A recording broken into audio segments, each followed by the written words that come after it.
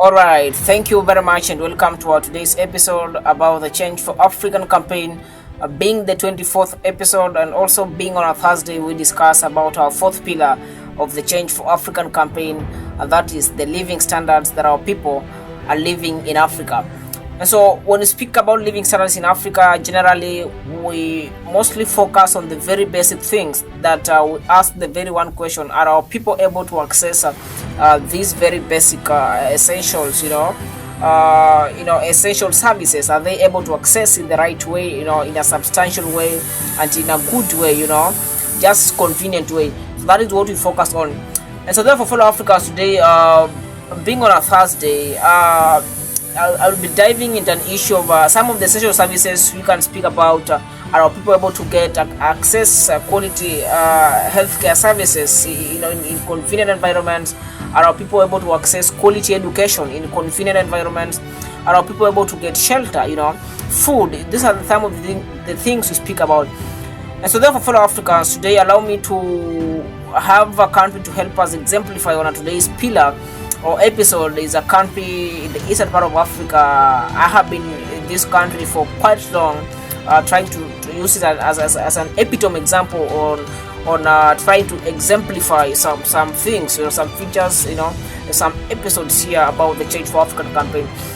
And so, a country in the eastern part of Africa is none other than the country number 254, and that is the Great Kenya. And today, one of the essential services that I want to tackle on, I know it's not for the first time, but I had to do it again because of the recent video that I saw, or what we were watching on some news television regarding the basic education audit infrastructure, the state of it in Kenya. So, looking at how some of these schools, we have schools that actually really, when you look at the state of the infrastructure in those schools, it is not a state that, it's not in a condition that we can term it. It's not something for us to say here. But then, it is not something to say because it worries so much, because over the years we have been having what you call the capitation and money being allocated to different institutions for funding in terms of infrastructure development. And so the other issue maybe is about some institutions really actually there's a little bit of biasness, because according to what I was seeing in regard to that was that I was seeing in terms of that we have those ones that are able those ones that are at least have a tangible infrastructure, the ones that actually receive more, but then these ones who have those that are in a very dilapidated states, states of destitute. These are facilities that have been want to term them as orphaned facilities, because the government has not taken time to make sure that every corner of Kenya is able to receive sufficient infrastructure to be able to capitate or to be able to accommodate students who go to school.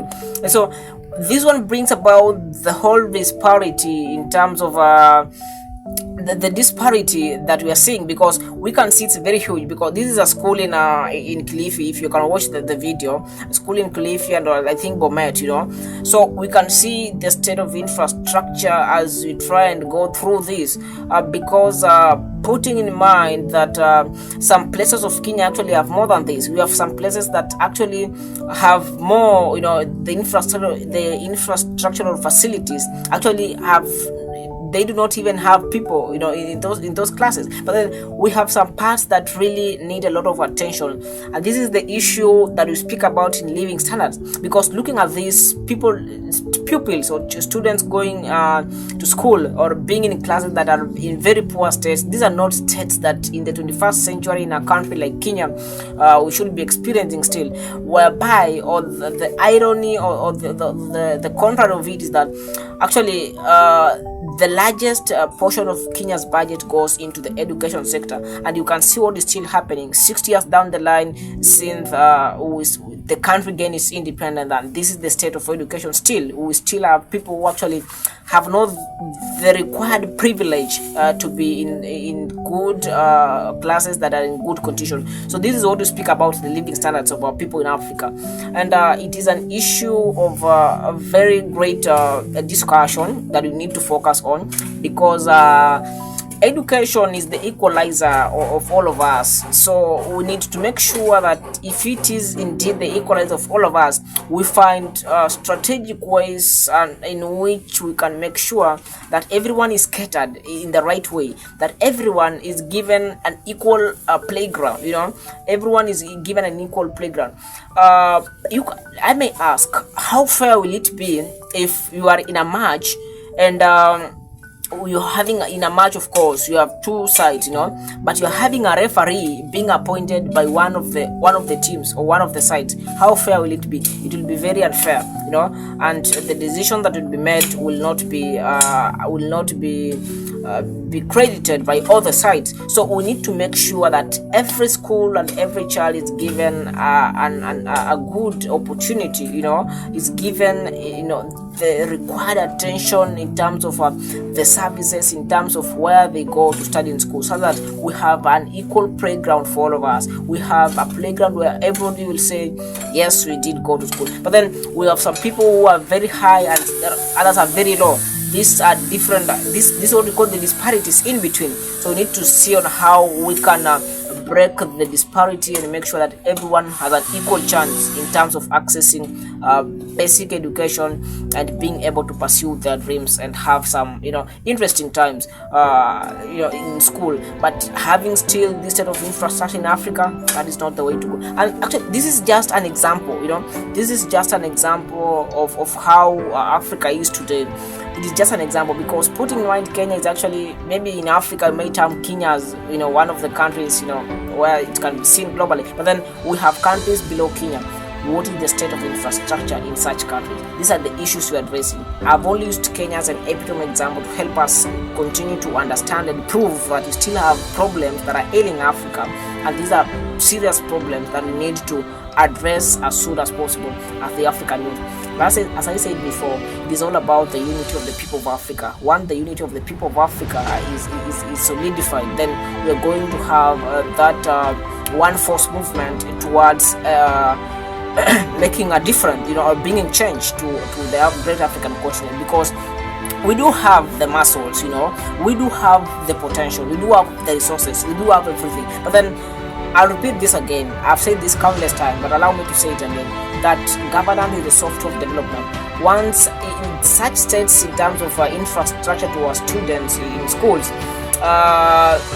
why do we have such? It is sometimes, or most of the times actually, it's because of the management and governance. Because once we have resources all over these years, I'm pretty sure there's something, there's a problem somewhere, or there's a state, or there's a system of governance leaking somewhere that needs to be coded once again, that needs to be choreographed with new minds, people who understand things at faster rate, people who have empathy towards the huger population, and people who really know the importance of some things in this African country. Some people do not understand the importance of the population, or the importance of children and students going to school. They don't understand, and they are leaders today in Africa. These are the people we need to see on how, as we emerge as an African youth convoy, we try and see going into future. We have raised some quite pragmatic minds that do understand really what needs to be done in terms of governance, and how it directly impacts development into our different institutions, and also how it impacts the issue of living standards in terms of the basic states of living standard, accessible medical healthcare services, accessible of quality education, food, just at cheaper prices, and then other ones, things to do with employment, and all those things. We need to have a choreographed system that understands all these things. And so therefore, fellow Africans, being on Thursday, allow me to end our episode at that point, and I want to thank you so much. So probably let's meet tomorrow as we discuss our fifth pillar of the Change for African campaign, pillar number 5, the climate change that we face in Africa, as we wrap the week. Thank you.